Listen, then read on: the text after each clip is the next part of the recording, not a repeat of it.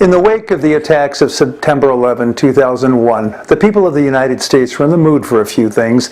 Chief among them was security. Not long afterward, President George W. Bush started the National Security Agency's warrantless wiretapping program. Bush's own Justice Department later reported that it could not certify the legality of that program, a euphemistic way of saying that the program was illegal.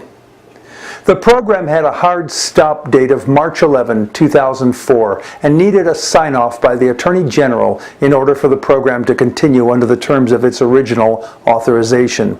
Shortly before the reauthorization deadline, Attorney General John Ashcroft became quite ill and with what was diagnosed as gallstone pancreatitis, and doctors had removed his gallbladder. He lay in intensive care, a very sick man. On the night of March 10, 2004, the night before the reauthorization deadline, White House counsel Alberto R. Gonzales, the same legal counsel who had declared that waterboarding was not torture and was therefore illegal, and President Bush's Chief of Staff, Andrew H. Card, Jr., were on their way to Ashcroft's intensive care bedside to strong-arm him into signing the reauthorization that he had refused to sign prior to becoming ill.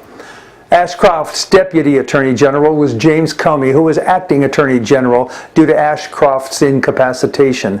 When Comey learned what was about to happen, he rushed to the hospital and prevented the strong-arming, while at the same time refusing to sign the reauthorization himself. Bush later authorized the illegal surveillance and caused it to continue. That was the last straw, and Comey and the rest of the top officers in the Attorney General office were prepared to resign en masse, refusing to be a part of an administration that would subvert the law. Bush then backed off, agreeing to make changes to the program. That is the same James Comey who issued a blistering assessment of the use of private email servers by then Secretary of State Hillary Clinton, and at the same time said that his FBI team found no evidence of criminal intent and recommended that no legal action be taken against Clinton.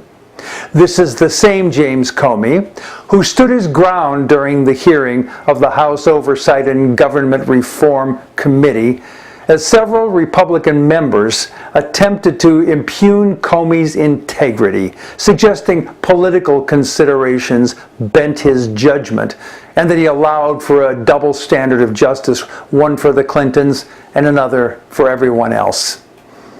We now seem to have an overabundance of people focused solely on political advantage for themselves, who want to warp the understanding of events into whatever fantasy serves them, and whose spines seem to be a bit too flexible.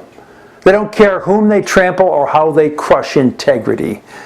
In contrast, how refreshing it is to find a man like Comey who stands up, speaks truth to power, saying, "Not on my watch." I'm Jack Altshuler.